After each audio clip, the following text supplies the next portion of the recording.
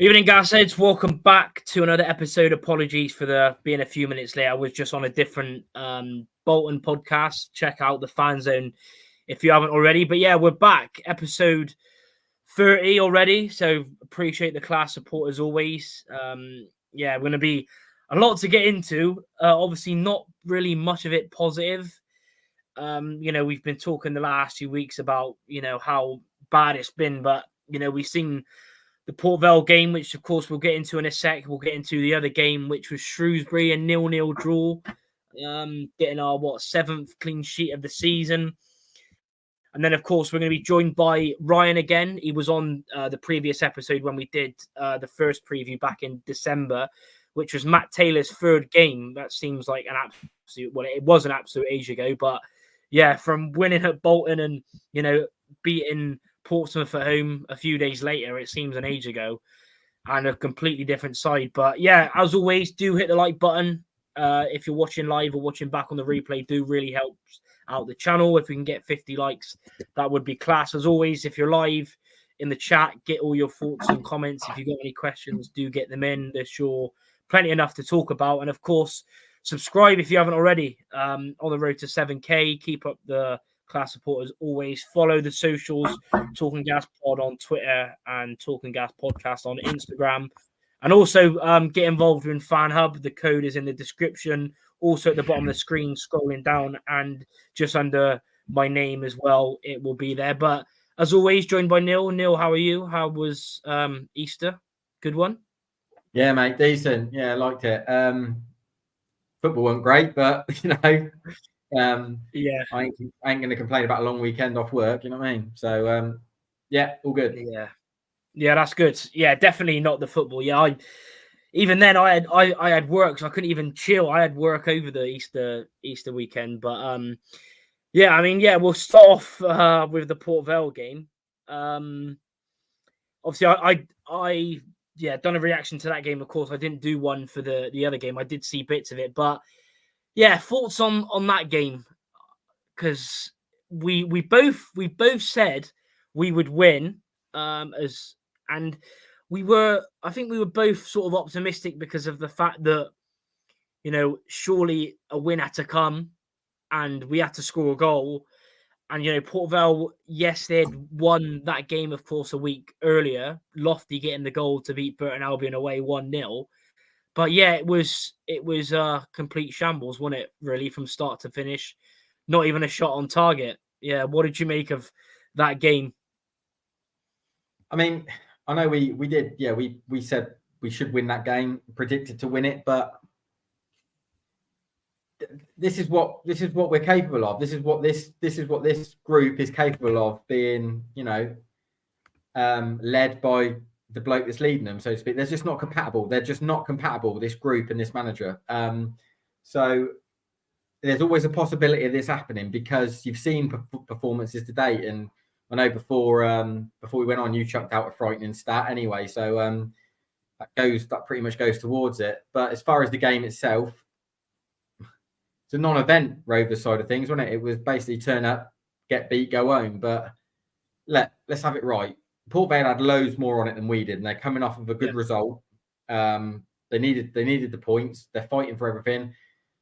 Looks like they're buying into Darren Moore. They're rallying round, tooth and nail, and they're getting it done by hook or by crook. And said in the preview, I know we had a little chat about Lofty and what he's about, and he give you a hard day's work. If you're not at it, he will give you an hard day's work, regardless of how elegant he is on the ball. What he will do is he'll make you work hard, and he'll make you think, Christ, this is the last place I want to be if you don't match him.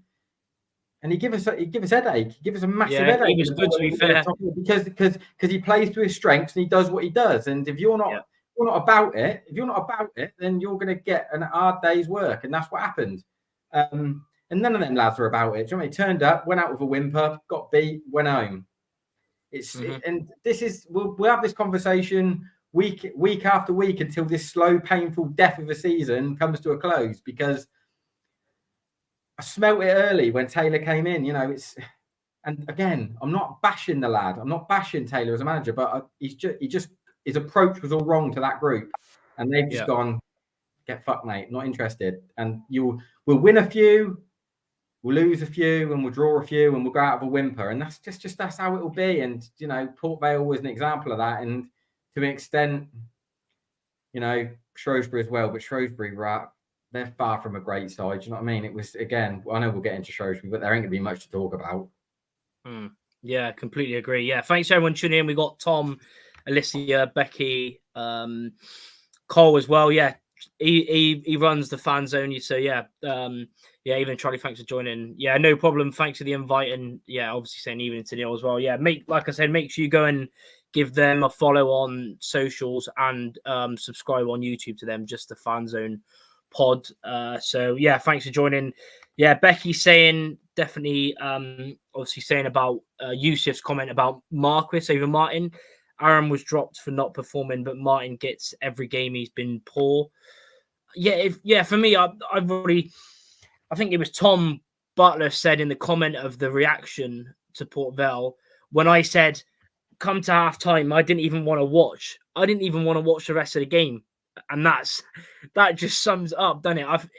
For me, we've talked about poor performances a lot of the season because we have had quite a few. But that, for me, I think I asked you maybe last episode or the episode before, what game has been the poorest? But for me, that Port Vale game, for me, has been the worst game. I might, we'll do a sort of review episode at the end of the season. But for me, that game could have been, I said it, 4-5, 6-0 if it wasn't for Ward making some good saves. They hit the woodwork 2 or 3 times. The goals, the game was that bad in itself. I didn't even talk about the goals that we conceded. Like both of them goals, I don't know what Conte was doing for the first one. And the second goal, that 17-year-old, we made that 17-year-old look like prime Mbappe. He's a good player, that young kid. He scored for England under 18s, but the defending from Gordon, Wilson, I can't even remember who else, but there was 3 of them. He went straight past them. And like you said, when you can't even get a shot on target, that sums everything up. And I think we did talk about, like you said, of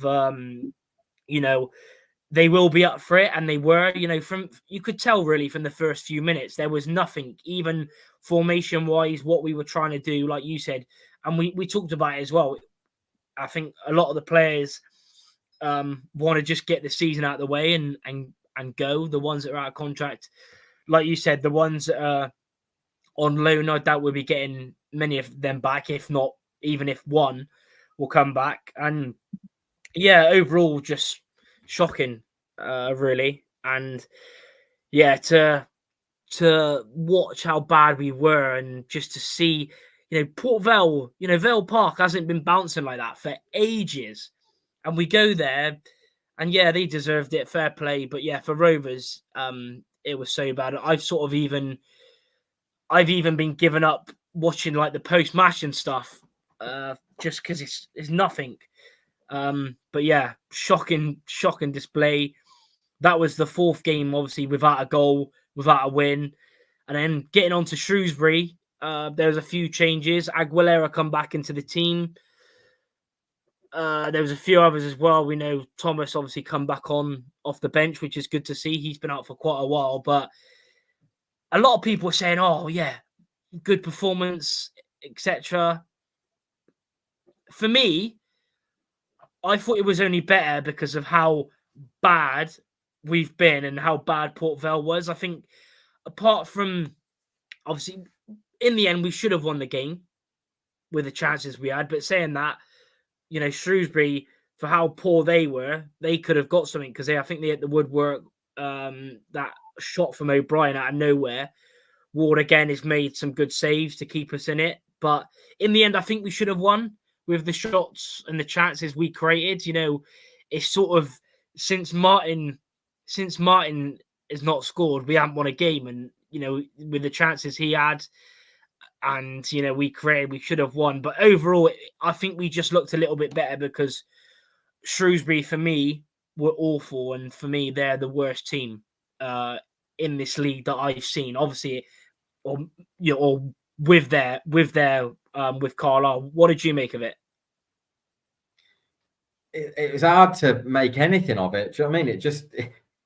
It just stank of, two bad sides just having a relaxed kickabout. Like there was no urgency, intent, or it just felt like Shrewsbury came for a point and we let them have it. It was just one of them. You know what I mean? Like, was it an improved performance? Well, yeah, but was it going to get much worse? And if it would have gone the other way, and if we'd have walked away from that, exactly. If we'd have walked away from that getting beat 1-0, God knows what that would have been like. Yeah, the fans would have went mental. I get it. I do understand that these aren't his players, they're not his group, but I keep going back to it. He's not helped himself with the way he's approached that group. He's not helped it. Like I've not got a question mark over Taylor's coaching ability. We've seen what he can do.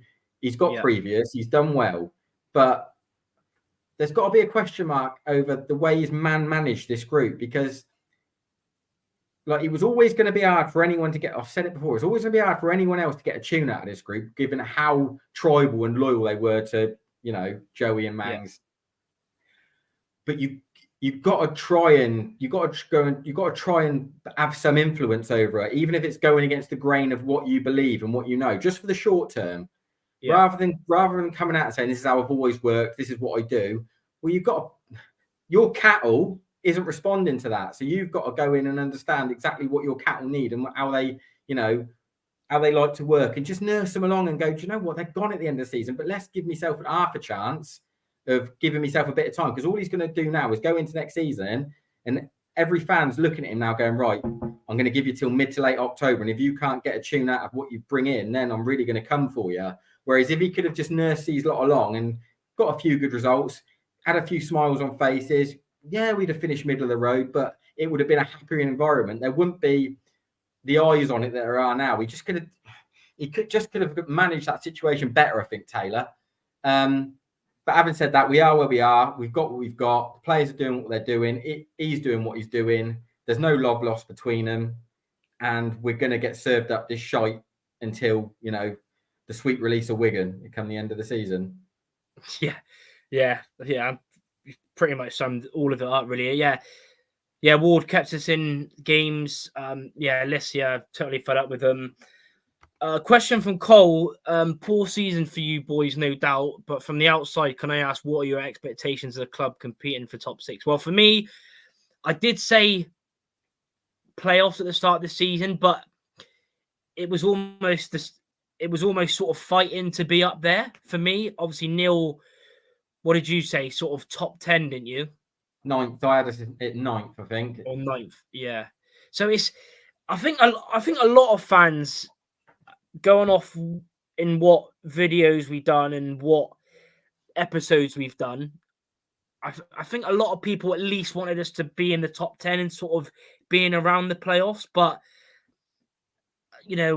for a lot of the season, it hasn't been like that. And like you said, Neil, thing is with me, and I agree what you said, is that the fact that it's obvious we had that honeymoon period over late December, of the Bolton win. Obviously, it started off with a draw against Cheltenham on the opening game. Then we had a good win at Crewe. Yeah, they're a league above they were doing at the time. Then we went to Bolton. Yes, they had a man sent off, but I think even from minute one, I thought Rovers played really well and deserved the win. Then we lost to Blackpool, had the double victory against Portsmouth and Charlton. But then since then, I told you before we went live, since January, we've only won five games out of 17. So if that form carries on and then you get to the summer, and already now, even the last couple of months, people have been saying Taylor out and stuff like that. But like you said, it sort of gets to that weird period where a lot of fans will be saying, give him 10, 12 games at the start of next season. Then if not, then get rid of him. Because it's, when you look at it and you're watching it, you at least want to see something, don't you? Even against Port Vale, there was nothing. Yeah. You want to see even an ounce of something, but there's been nothing really, especially the last 5. And like I said, I keep the caveat's always there that it was always going to be an hard dressing room to walk into. But for an example, look at Charlton and Nathan Jones, and just look at the character of Nathan Jones. Like, I'd have taken Nathan Jones if he'd have wanted. I think he was my top pick. I think he just didn't want the job come the end of it. But no, look what he injects as a character. He's infectious. He's full of life. He gets people on board. He's arm round you. He'll rally you and G you up. He'll probably go with the approach of. I know it's different with Appleton and Charlton because they didn't want him anyway. I don't think the players took to him, but he'll go. If that was roles reversed, and he went in and went, look, I know you didn't want him to go, but he's gone. We're here now. Let's make the best of it. Let's try and work together, But I think Taylor's just gone in there and gone, right, this is how we do things. Get on board. If you don't like it, tough shit. And they've just gone, well, get them, mate. Do you know what I mean? I just think his approach has been all wrong. But if you look at someone like Nathan Jones, he'll get you on side because of his character and who he is. And he's infectious and full of energy. And you talked about watching, post. I don't watch any of Taylor's stuff, not because I don't like the fella. I just don't find him very, inspiring. So, he's just very vanilla as a fella, isn't he? So I can take him or leave him and listen to the stuff that he comes out with. But I can just imagine if you're sat in a dressing room when you're used to someone like Mangs and you're used to Joey and you've come to the football club to play for that individual. Let's get it right. They didn't come to play for Bristol Rovers. They came to play for the individuals. It just happened to be at Bristol Rovers where they were managing. And now they've got, the headmaster in charge. They're scratching their head going, I didn't sign up for this. And now they're looking at their contracts and speaking to their agents going, can we wrap this up and get this done? Just think that's the issue. But the caveat is, okay, if you're going to manage like that and that's who you're going to be, get your own cattle in and let's see how you do with them. But the clock will be ticking early because if you don't get a tune out of them quick, people will be on at you. Yeah, 100%. Chris saying the board should have kept Joe Barton in charge. Tom saying at the start of the season, most Rovers fans thought we'd challenge in top six, but then went out the window with the sacking and circumstance. Yeah, there's been a lot of things, but overall it's just been such a frustrating season, really. And yeah, Chris also saying about, yes, it's a weird one with Conley, where, like Chris said, he brought him back, played pretty well at Barnsley in his first game back, and then since then he hasn't been injured either.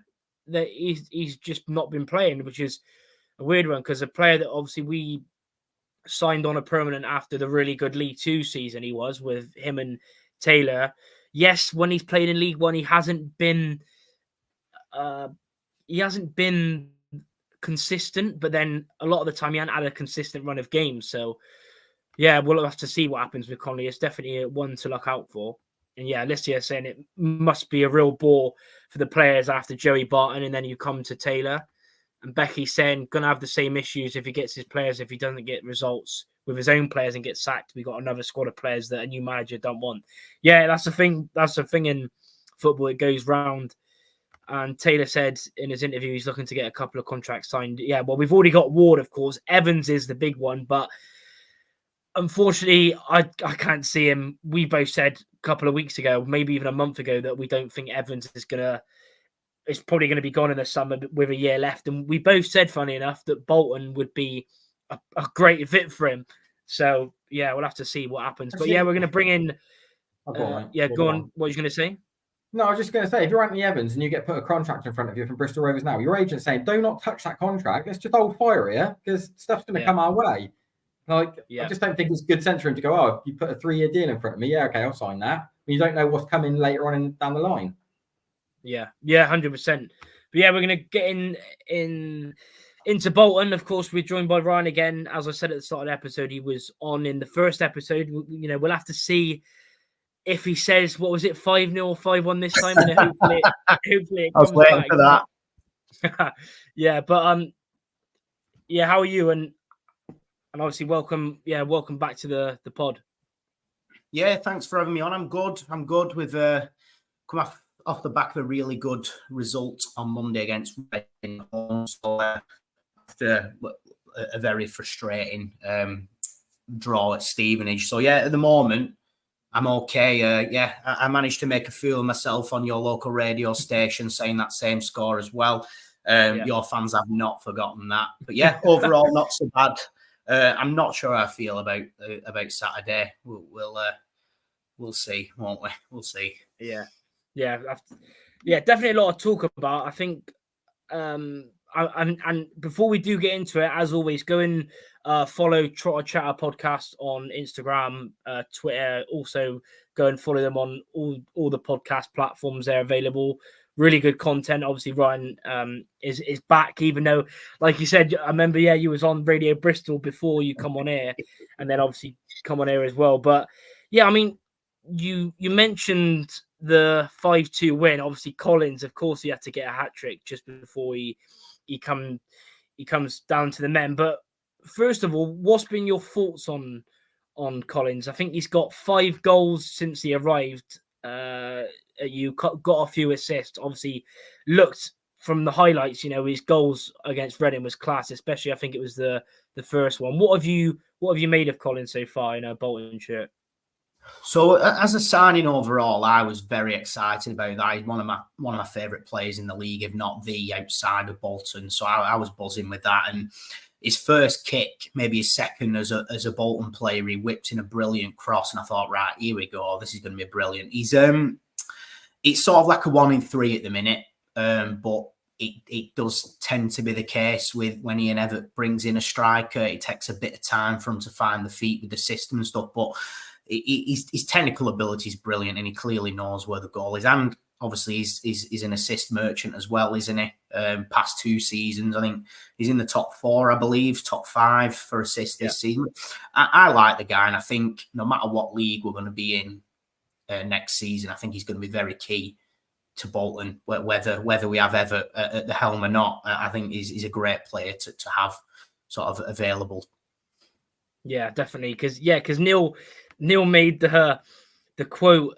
I can't remember. It was something along the lines of, people wanted him out, but look at him. He's still. Thing is with Collins is like the thing you said about him. He doesn't just get goals. He brings creativity as well. Because like you said, I think it was his second off for a touch. He got an assist in your. Can't remember what game it was now, but it was his opening game, and got an assist. But what have you? Obviously, we talked about it, Neil, when Collins left. What have you made of it? And what was the tweet you said just before we went live?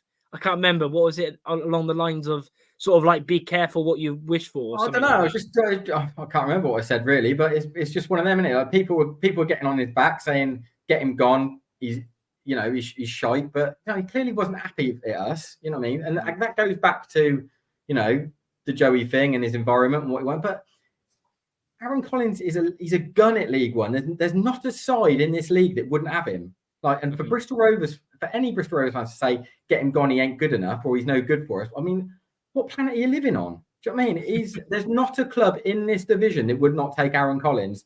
Look, I'm not a stats man. I don't pay enough attention to it, but I know a good player when I look at one. And I bet you his stats are pretty good again, as far as goal contributions, goals, assists, and all that carry on that goes with it. He's a top League One footballer at the top end of the football pitch. And it just so happened that when he was with us, he was playing in not a very good side.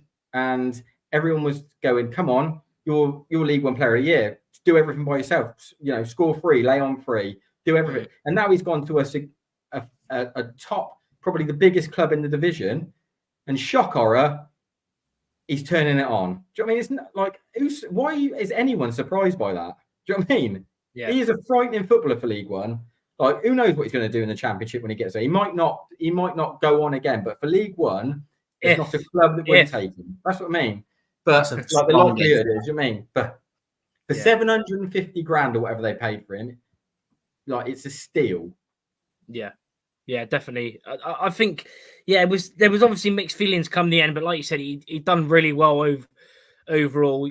With Rovers, and obviously, like you said, he took him a little few games to get going because, like you said, it's a new side. It's much more, pressure as well. You look at Rovers, the men from 8 to 9,000 or 7 to 9 or 7 to 10,000 or whatever to 25,000 a week, and the size of the club and everything else, it all comes with it. But like you said, he's sort of kicked on now. He had a tiny bit of a slow start getting used to it, but now I think especially with Bodvarsson, because Collins hasn't played much with Dion Charles due to the few injuries he's been having, like racking up. So I think him and Bovarsson is quality. And then obviously once Charles gets involved, when he's back fully fit, then that's going to be very scary indeed. I mean, since we played you, Ryan, what have you made of it? Because you did have another player that has been missed, is Nathan Baxter, the goalkeeper.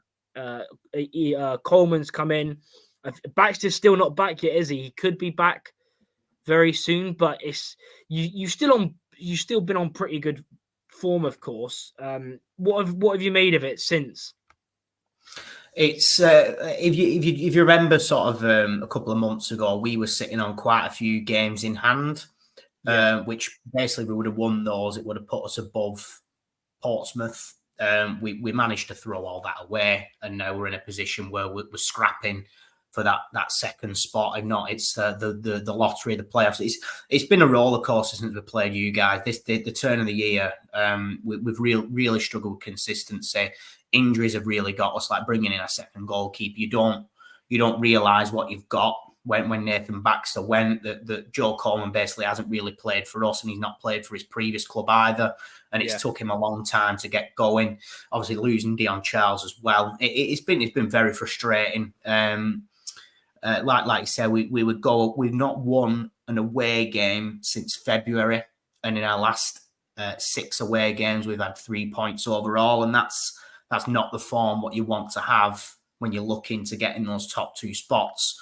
So yeah, frustration is what I'm feeling. And I heard you say earlier about the sweet release of playing Wigan. I'm looking forward to the sweet release of that 27th of April, and hoping that that's the last game of the season and I can finally take a big exhale. Yeah, that's the thing. Yeah, like you mentioned there, you were there a couple of points off with games in hand, and like you said, your form's been a bit mixed. Whereas us, I don't know if you were in the waiting room before you come on, but we've only won five games in 17 in 2024, which is obviously awful. We've got a few 0-0s and maybe a few draws along the way, but that's not, obviously for us it's completely different. Our season was literally done early January onwards, really. We've had a few sort of good results where we had Stevenage away where we were 2-0 down and brought it back to 3-2, but our last 5 games, I'll get it up here, we've got 2 points out of a possible 15. Obviously got hammered by Lincoln just before international break. The 0-0s against Shrewsbury and Fleetwood, and then obviously the derby game at home at the Mem, where they played us off the pitch. We couldn't get near them, and it's probably going to be the same if you're looking at it on paper, and even the way, if Rovers fans and Bolton fans are looking at it, the way we've been playing has been obviously shocking. So, yeah, 2 points from a possible 15. You've obviously got 8 points from a possible 15 with 2 games where you scored 5 goals in each. I mean, talk about that Reading game. Was it as one-sided as the scoreline looks? I've got to say, I don't think Reading are a bad football team. I think they weren't bad. Though you notice those 2 games where we scored 5 were at the Reebok. Yeah, our home form is clearly a lot stronger than our away form.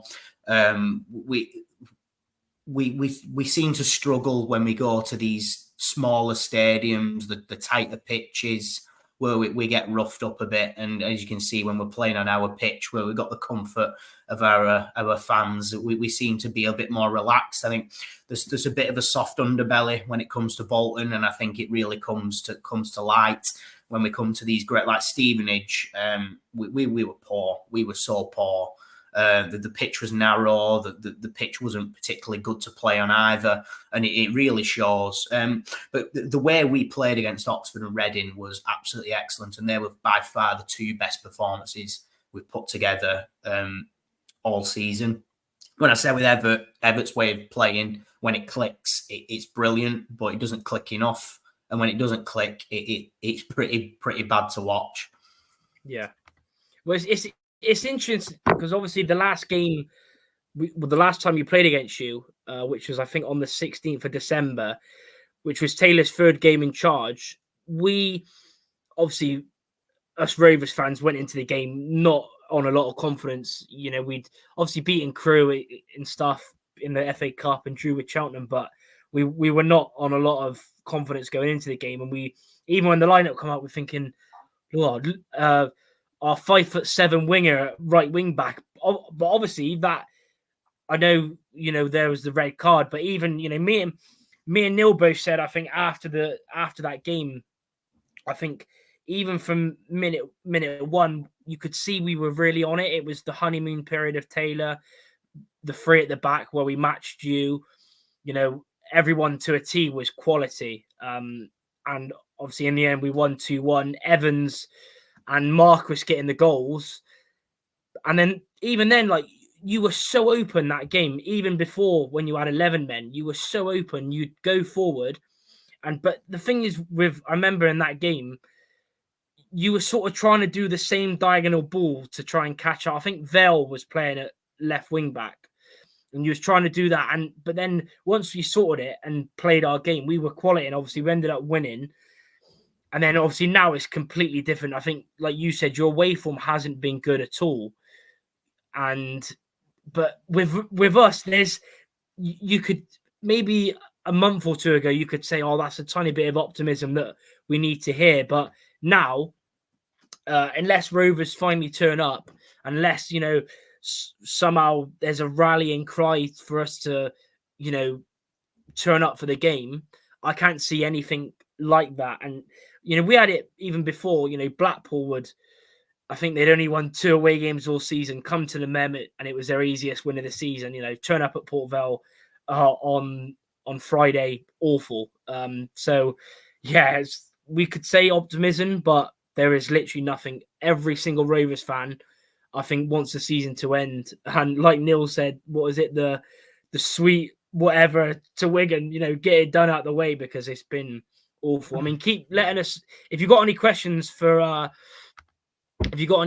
as well, let us, get them in the chat as well. If you've got any questions for Ryan. I mean, Neil, what's your thoughts? Or have you got any questions for Ryan about Bolton or Evatt or style of play, etc.? No, I don't think there's been any surprises by Bolton, bar sort of the recent wobble, because I had them winning it, to be honest. I thought Bolton would win it. I thought Bolton would win it. And I think once the other deal got done, I just thought, that's them. They're just going to fly now, because he's going to create app full of chances.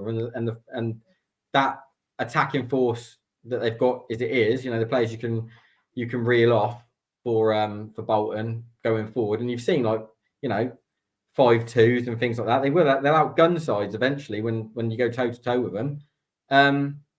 But I don't know. There's just seems some weird murmur around Evatt, and it's sort of got underneath everyone's skin, and it's affected everyone by the look of it. I don't know. Is that sort of fair, the Evatt thing? Yeah, I've been very critical of him, I must say. Some of his football and his unwillingness to change his style of play has been very, very frustrating. There's very little plan B when it comes to his way. He knows the way he wants to play, and if that doesn't work, we're just going to stick at it. Like you said, we kept playing that same long ball. I remember it very well, and we kept catching you out. You changed things up. We didn't change things up ourselves, and it's very frustrating. I'm hoping that Mr. Evatt can prove me wrong, but I've pretty much sort of lost trust in him, if I'm completely honest. I'm not speaking for the whole of the Bolton community, but he's not particularly inspiring me. But then we'll pull out a performance like we did against Reading, but we won't follow up with that. I can't remember what the stat was, but it's been a long time since we won 2 games on the bounce, put it that way. So I'm like not particularly confident. If you miss out, like if you miss out this season, does he just get chased out then, Evatt, come the summer? Is that for me? Yes. For me, yes. I think I can't see where he goes from that. I think he's had his money, he's had his players, he's had complete control over what he wants to do with that squad, and he's had time. He's had a lot of time. I just can't see where it's like rinse and repeat. We'll start again. We'll do the same again and hope it works. Again, not speaking for the whole of Bolton fans, but there is a selection who are sort of in my camp. And what happens if you go up, considering where you were and what you've done this season, early parts, and where you are now, and if you go up through the back door and win through the playoffs, do you keep hold of him, or do you just think that's still not good enough, considering the position you were in and the fact that you've done a load of money and the way we've gone up is snuck up through the back door, and really we was on the charge to go and win it, and it fell away a little bit. There has been points this season where I've completely fallen out with and gone, even if we do go up, I would like to see a change just by the way he conducts himself in interviews, by the way we play. I don't find our football particularly nice to watch. But winning through playoffs isn't something that I see Bolton Wanderers doing. And if he can get us doing that, I'm very happy to eat some humble pie and say he's proved me wrong there. I haven't seen it, but what's your run in like till the final day? Is it achievable for you? Have you got the hardest one out of the three? We've got Portsmouth at home. We've got we play you guys away. Then we've got 3 home games on the bounce, and obviously, like I say, our home form's been decent. So it'll be Portsmouth, Shrewsbury, and Port Vale at home. So obviously, Pompey's the big game, and then we play Posh away on the last game of the season, which could be a big decider. So it's not brilliant, but it's in your hands. We've been saying that for a long time when we had those 3 games in hand. But we'll see. But like you say, you don't know. You saw Portsmouth had a wobble the other day against Derby, and Posh are known for bottling it themselves, aren't they? So we'll see. Yeah, well, even looking at the result, what was it the other day? They lost 3-1 at home to Carlisle, which was absolute madness, Peterborough. It's definitely gonna be an interesting end. I mean, do you think you can do you think you'll end up getting in the top 2, or do you just think it's gonna be playoffs? What would you say a percentage on you think you, because obviously Derby are there, but Derby, I think their fixtures are a bit more tougher to the end of the season. Like, what do you make of it? Do you think you'll end up getting playoffs, or do you think you can sneak into that top 2 spot, like based on what you've seen recently?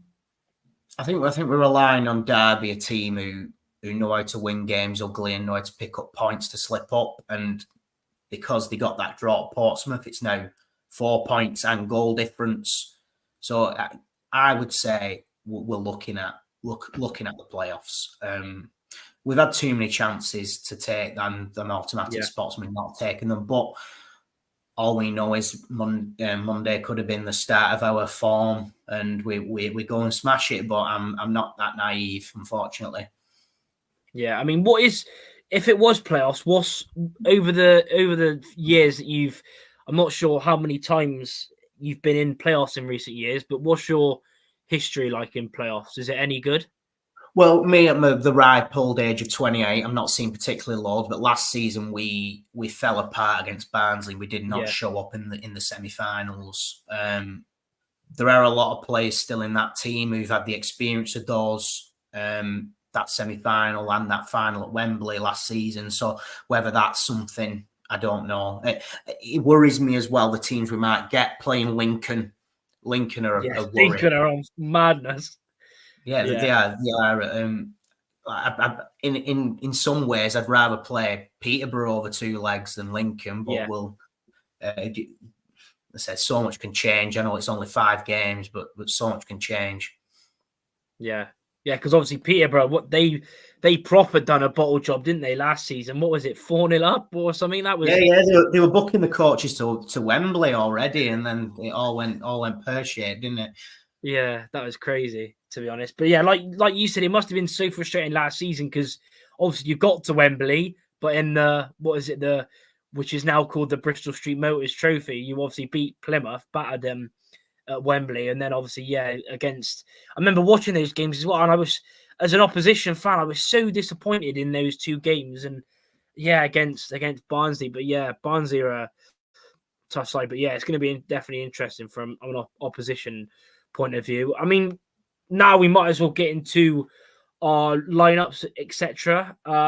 Neil, for me, this is so hard. I know there's nothing to play for, but I still want to try and, it's Bolton coming into the Mem. I know there's nothing that we've seen that will even an inch of that we might do something good against Bolton, considering, how bad we've been recently. But yeah, Neil, what's your lineup? What's your starting 11 against Bolton? Yeah, for me, it's not difficult now, I don't think, from now until the end of the season and what we've seen so far. I think what Taylor should be doing now, just pick players that are in contract, whether you like them or not. The fact is, if they're in contract, they're going to stick around unless a bid comes or you pay them up. So you might as well just play and look at the players that you're going to be left with and who are going to return to pre-season this summer anyway. So I'd go Ward, Hall, one fullback. I'd go Josh Grant, the other. Granted, he's not been brilliant, but ultimately he's going to be a Bristol Rovers player next season. He's still injured, is he not? Or is he meant to be back? He's on bench, did he not come on? Did he not come on last weekend? I can't even remember. It was that bad. If not, then he'd have to play Gordon. But I'd play Grant if he's fit because I just think he's going to be here. Tough luck. He's going to exercise that extra year. And he's going to be a Bristol Rovers player. So you might as well play him now. I'd play Taylor and Beefy as centre half for the same reasons and the fact that actually they've previously played well together, got a good understanding. They quite like playing together.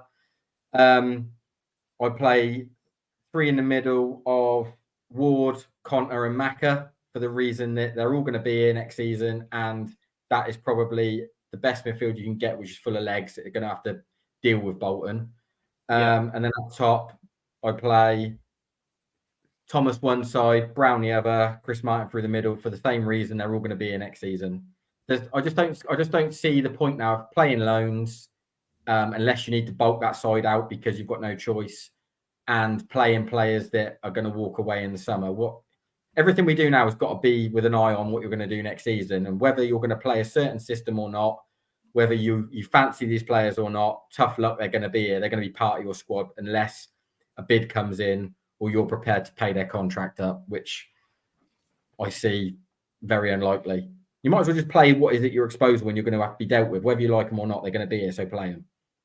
Yeah, it's going to be interesting. We'll have to see. Chris saying would let Hall is one of the only fit players that we've had all season that hasn't played a single. He's obviously, he started third choice keeper, signed him in the summer after his release from Southampton, but then he's been second backup for the last 15 games. He hadn't played a single minute yet, so he might get to play the last game of the season, but who knows? I mean, yeah, keep getting him in. Obviously, we'll get on to score predictions in a minute. Keep hitting the like button as well if you haven't already. Nearly 40 of you in live, so if you're watching back or watching live now, do hit the like button, subscribe if you're new. But yeah, Ryan, what would be your Bolton lineup for Saturday? Well, the recent announcement from Evatt suggests that we might be seeing some of the injuries coming back. If Nathan Baxter is available, I would like to see him back in the team. Obviously, Ricardo Santos will be in that squad. Tall. And looks like Will Forrester. I think Geff, since he's come back from his tour of Australia as a Welshman, he's not back in the team. Dion Charles again might be fit, so we might see him. Whether that's starting, I'm not sure, because Bodvarsson and Collins were at. Obviously, they got 5 between them, didn't they? And we've got a pretty sort of set midfield at the minute of Paris Magoma, Josh Sheehan, and George Thomason. Whether we've got one eye on Portsmouth, I don't know. But for once, we've got a Tuesday off, so we might well see a full-strength team there. Yeah, that's an interesting one. Yeah, for me, I sort of want to say play players that are going to be here, but at the end, some of them I just don't think, even the contracted players, I don't think will be here anyway. Like Luca Hall, for me, he's out of contract. I just think some of them just aren't I do, obviously as a young player coming through, I think, what is it now? His third or fourth season. Of course, I want to see your own players that come through the academy do well, but I just don't think he's good enough. I don't know how he got in Team of the Week. I've seen Ben Darrell on Twitter got put in No Context Rovers because he put how is Luca Hall in Team of the Week, and Luca Hall liked it on Twitter, and that caused a bit of madness on Twitter. But I would go the opposite. I would just try and play sort of the best players in the best team. I would go for a formation change and play the formation that we played at Bolton. I know we played the three at the back against Lincoln and got absolutely mullered, but Bolton do not have the same press as Lincoln. Like Lincoln's press, I've never seen anything like it. So I'll go Jed Ward in goal. I would go with Elkin, Baggett, Connor Taylor, James Connolly as the three centre backs. Thomas has just returned, so I'm going to put him at wing back. I know he's just got back from injury, but I'm going to put him at wing back, maybe play him for 60, 70 minutes and take him off because we've got another game on Tuesday. Left wing back, Harvey Vell. I'd play two centre mids of Finley and Conta, and then two number 10s would be Aguilera and Anthony Evans, and then as my striker would be Chris Martin. Probably some people are like, wow, that's a bit of a mad one, but yeah, I just think because it works really well. I know it's different times and whatever and the form we're on, but and he'll probably go and play Luca Hall and Gordon, but that'd be my team. But yeah, at least someone just play the Rovers ladies. At least they'll put a shift in and probably score a goal. Exactly, they've won the league. Will we score a goal? Well, we're going to get into our score predictions now, and you'll find out. Cole saying could suit Dempsey. This one, yeah, he's a quality player, Dempsey. But like your midfield is, even like Morley, he doesn't even start anymore. I think he's class. Like he was class last season. He's had last season. He's not been the same player, but yeah, Dempsey potentially in for Thomason maybe. If he's got one eye on Portsmouth, might want him for that game. But yeah, like I say, yeah, we've got some good options. Yeah. So yeah, we're going to get into score predictions. Let us know in the live chat your score predictions. Are you going to go for us to score a goal, or are you not going to? Is it going to be? What is it? Isn't it going to be over 650 minutes by the end of the Bolton game if we don't score? That would be the last time we scored, and over 9 hours, 200 odd minutes if we don't score again. So that would be insane. But yeah, Neil, I'll go with you first. Confident that we'll score, and will we finally get a win and surprise everyone, or will we keep on the losing streak? I'm not overly confident we score or even get a point out of this, to be honest. Like I said, we're going to play another side that are a big hitter. They got it all on the line. They have to come and win the game. We've seen what we're about of late, well, not of late, months. And it's not getting better. I don't know. I don't want to say it's getting worse, but it certainly ain't getting any better. I think get them 3-0. 3-0. Goal scorers for Bolton. Sheehan, if he's fit. Santos, probably from a corner, because we loved conceding from a set piece. And Azza. He's definitely getting money. Written in the stars, isn't it? It's written in the stars. It's written in the stars for Azza to go to the Blackthorn end and just do that. Honestly. And that's if he's getting stick from the Blackthorn end, which from the Blackthorn end, I think he will get stick because the Blackthorn end we love it in the Blackthorn end, but everywhere else, I think he will get a good, but I think there will be some people that might give him a few, maybe. But yeah, you've gone 3-0. We'll get into some. There's a few goals for Rovers in the comments. We'll get to that in a sec. Ryan, what's your prediction? Going for a 5-0 again or a bit less? Like I said, there's a lot on the line. We really, really need it. So 1-1. I can see it coming. And it's not even me protecting myself. It's just the general sort of pattern of our results. I'd love to be surprised, but I'll go with a 1-1 draw. Aaron Collins will score. 1-1. 1-1 draw. Wow, I was not expecting that. But yeah, we'll get to a few in the comments before I give mine. 3-1 Bolton. Evans to score for Rovers. Tom Butler's also gone 3-1 Bolton. Kieran West has gone 6-0 Bolton. Okay. Has to make it 11 goals in 2 games, which Lincoln did that to us. They went and battered Barnsley, and then they beat us 5-0 to make it 11 in 2 games. But yeah, we'll have to see if Bolton can do a little bit better away from home recently, which they probably will. 13-1, says Alicia, but she actually meant 3-1. She just recorrected herself. And yeah, for me, I'll get to a few others in a sec. For me, I'm going to say what I said earlier on the Fan Zone pod. I'm going to say 3-1 Bolton. I think it's written in the stars, isn't it, for Collins to score. So I'll say Collins with 1, Bodvarsson with the other, because I think he's a quality player. He might not be the best of goal scorers, but I remember last season when we played you, he caused us so many problems, Bodvarsson. So I'll go with him with 1, and I'll go with Cameron Jerome off the bench to make it 3. And then for us, I'll go with Evans. Oh yeah, I'll go with Evans. So yeah, I've gone 3-1. A 1-1 draw from Ryan and a 3-0. Neil thinks we'll continue to be without a goal to make it 6 games without a goal and 6 games without a win for both of us. So we get to a few others. Cole has gone 2-0 Bolton. Youssef has gone 2-0 Rovers. Bloody hell. You never know. 2-0 Rovers, Aguilera and Evans. I think Bolton will stink up the gaff. Hopefully. That would be lovely if we can get a win. Yeah. Be mad if we can get back-to-back clean sheets. Christ, when has that happened? I don't think it's happened this season. 4-0 Bolton, says Becky.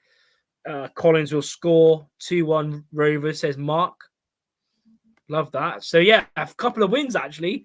But, yeah, me and Neil have both gone with defeats. I'd love to be the optimist. As most of you know, I'm usually the one that's like, oh, yeah, we'll win. You know, we'll get 3 points. But, no, I don't think so. But, yeah, we're going to end it now. Thanks to everyone that has tuned in on the live stream. If you've only just joined us and you want to watch it, the rest of it back, then please do so. As always, smash the like button if you haven't already. Do subscribe. There will be a match reaction out on Saturday after the game. Hopefully it's not another loss, but probably will be. And like I said, go and check out Trotter Chatter Podcast. Follow them on Instagram, Twitter, and also check out their podcasts on all platforms. Really good listen. I'm going to actually give their latest episode a listen in a bit as well after the Prem games. But yeah, thanks to Ryan. Thanks to Neil as always. We'll be back on Sunday because I think it is one of the 2 Tuesday night games left at the Mem. So we'll be back on Sunday. We'll let you know a time. But yeah, thanks for watching, and we'll see you next one. Up the gas.